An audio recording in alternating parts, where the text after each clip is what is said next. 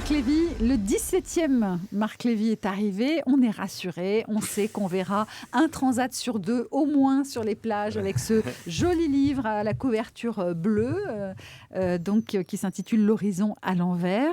C'est l'histoire de 3 étudiants en neurosciences aux États-Unis, Hope, Josh et Luc. Ils sont avant tout amis et l'un d'entre eux va avoir une idée de génie puisqu'il va trouver le moyen de sauver l'un de ces 3 jeunes qui est condamné à une mort imminente.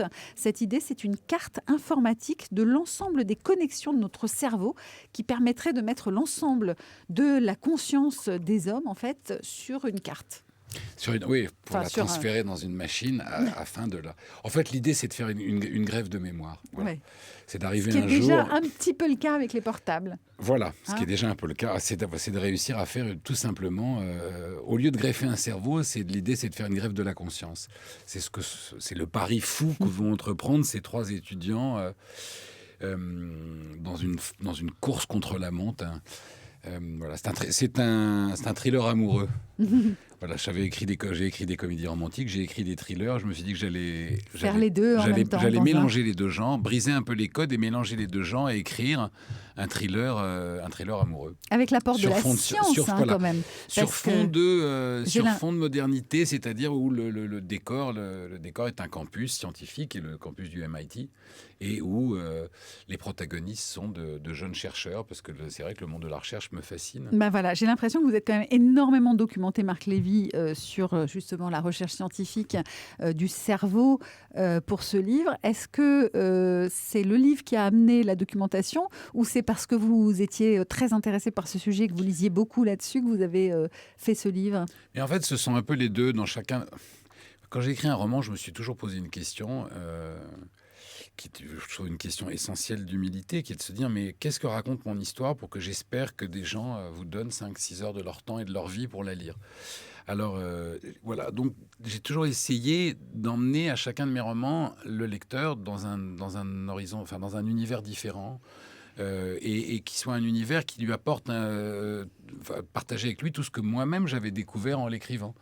C'est pour cela, quand j'ai écrit Le premier jour et la première nuit, j'ai emmené mes lecteurs à travers le monde dans un roman d'aventure. D'accord, mais Marc Lévy, est-ce que vous vous intéressiez déjà depuis longtemps beaucoup. À la science, au fonctionnement du cerveau? C'est quelque chose qui est très partagé en ce moment. D'abord, on le voit beaucoup dans la littérature. Beaucoup d'écrivains, finalement, s'intéressent à notre fonctionnement, au fonctionnement de notre cerveau. On a vu, par exemple, dans le film Lucie, de Luc Besson, qui avait aussi une recherche par rapport à ça, à comment on peut rendre le cerveau hyper performant. Donc, est-ce que ça, c'est quelque chose qui vous intéresse depuis longtemps? Bien sûr, ça me passionne, parce que tout ce qui touche à la question de l'identité, de ce que nous sommes, donc à notre état de conscience, et puis surtout à cette incroyable machine qui reste un grand mystère aujourd'hui pour la science, qui est le cerveau. Qui est la machine, qui est le cerveau. Donc bien sûr, et je dois dire que partir à la rencontre des chercheurs et des neuroscientifiques qui m'ont donné un peu d'informations pour me permettre d'écrire ce roman, ça a été une expérience passionnante et que j'espère que je relate dans le livre. Les promesses du futur sont hyper excitante, pardonnez-moi le raccourci, mais c'est hyper excitant. Ça vous excite plus que ça ne vous effraie, Marc Lévy, les promesses du futur? Parce que beaucoup de gens ont peur de ces promesses du futur. Oui, mais il faut pas, il n'y a pas de raison d'avoir peur. Vous savez, moi, quand j'étais enfant, on parlait des premières greffes de cœur. Il y avait des gens qui disaient, oui, mais alors on va greffer les sentiments des gens avec. Bon. Aujourd'hui, il y a des gens qui ont peur de l'intelligence artificielle parce qu'il y a ce schéma qu'un jour, l'intelligence artificielle dépassera l'intelligence de l'homme et donc... considérant que l'homme est une erreur ou une accumulation d'erreurs viendrait à l'annihiler. Mais on oublie de dire qu'un jour, l'intelligence artificielle va venir apporter à la recherche en médecine des capacités de calcul, de simulation, d'extrapolation qui seront absolument extraordinaires et formidables. Vous êtes plutôt optimiste sur l'avenir. C'est à nous, mais c'est à l'homme d'utiliser son intelligence pour déclarer un cadre éthique à la recherche. Et voilà, et donc à partir du moment où on garde notre part d'humanité, il n'y a aucune raison d'avoir peur du progrès. Marc Lévy, le roman s'appelle L'horizon à l'envers. Il paraît que l'idée de ce livre est partie d'une phrase d'un chercheur qui a dit nous étions la première génération qui allions laisser de notre vivant la trace de notre mémoire, ce que vous disiez tout à l'heure. La transmission générationnelle qui se faisait avant par la descendance, elle se fait maintenant par les avatars sur les réseaux sociaux. Oui, c'est vrai. C'est le résumé de la pensée qui a été exprimée par un chercheur et qui faisait le constat très intéressant d'un point de vue humain. Jusqu'à aujourd'hui, la mémoire de notre vécu n'était transmise que par nos descendants. Éventuellement, avec la photographie, quelques photos pastelisées, mais qui ne racontaient pas d'histoire. Vous voyez, bon. Mais c'était nos enfants et nos petits-enfants qui racontaient la mémoire de notre vécu. À part... pour les écrivains. Aujourd'hui, nous stockons, nous greffons le quotidien de notre vie sur les réseaux sociaux. Et cet avatar social, le mot avatar, ça veut dire en fait ce double, cet autre nous-mêmes virtuel, nous survit.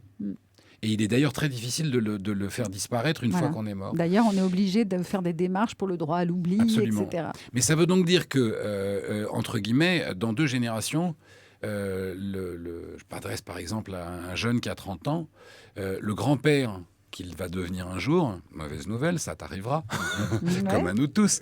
Mais l'histoire du grand-père que tu deviendras un jour ne sera plus racontée uniquement par le prisme de tes enfants et de tes petits-enfants. C'est toi-même qui vas la raconter. Et ça, c'est un changement de rapport avec notre propre identité qui est incroyable. Phénoménal. La science, Marc Lévy, vous connaissez bien. Vous êtes également le parrain de la Fondation pour la recherche médicale. La Fondation pour la recherche médicale, elle lutte contre toutes les maladies, en fait, à la fois Alzheimer, Parkinson, cancer, insuffisance cardiaque, maladies infectieuses, maladies rares. Et chaque année, 750 recherches sont financées par la Fondation pour la recherche médicale. Vous avez rencontré... le docteur Fabien Touzeau, c'est ça, sur quelle thématique elle travaille, son équipe? Parce que chacun des parrains, il y a pas mal de personnalités dans cette fondation, chacun des parrains suit la recherche d'un spécialiste. Ou de plusieurs. Ouais. Docteur Fabien Touzeau travaille en ce qu'on va appeler rapidement en génie cellulaire, c'est-à-dire la capacité d'utiliser des cellules souches pour soigner des maladies. Et lui, il travaille plus particulièrement sur une chose qui est absolument passionnante. En gros, pour être très rapide, des enfants, on sait de certains enfants qu'ils ont une très forte probabilité de développer des maladies génétiques suite au patrimoine génétique du papa et de la maman. Et on sait que pour les soigner de ces maladies, il faudra leur greffer des cellules souches qui vont reconstituer, par exemple, des systèmes immunitaires déficients, etc. Le problème, c'est que la compatibilité avec les parents n'est qu'une compatibilité à 50% et que la compatibilité frères et sœurs n'a qu'une chance sur 4 de fonctionner. Et moins vous êtes compatibles, et plus pour vous administrer, entre guillemets, ces cellules souches, il faut des traitements qui vont faire baisser votre système immunitaire et donc vous mettre en danger extrêmement grave. Et un médecin a eu cette idée géniale avec son équipe de dire mais si on introduisait des cellules souches du papa et de la maman dans le cœur du fœtus avant que le système immunitaire n'ait appris sa leçon, alors on pourrait réussir à faire croire à l'organisme de cet individu que les cellules de son papa et les cellules de sa maman appartiennent au patrimoine des cellules que l'organisme ne doit pas rejeter. En gros, on va rendre le père et la mère 100% compatibles avec l'enfant et à partir de là, donner une chance de survie et de soins aux enfants extraordinaires. C'est fou, en tout cas, toutes les perspectives qu'on peut avoir avec la recherche médicale. Effectivement, on comprend votre envie d'aider cette fondation. Renaud Tissier, vous êtes chercheur et la Fondation pour la recherche médicale vous a donné 275 000 € pour financer votre recherche. Vous allez nous expliquer dans quelques instants quel est le but de cette recherche que vous menez. Et je voulais juste vous signaler que du 30 mai au 5 juin 2016, ce sont les journées de la Fondation pour la recherche médicale et que vous pouvez faire un don, vous aussi, parce qu'il n'y a pas de maladie peut-être plus importante qu'une autre et que cette fondation aide la recherche pour toutes les maladies. C'est www.frm.org que vous pouvez soutenir. Dans un instant, c'est Thierry Garcia avec Allo des Stars.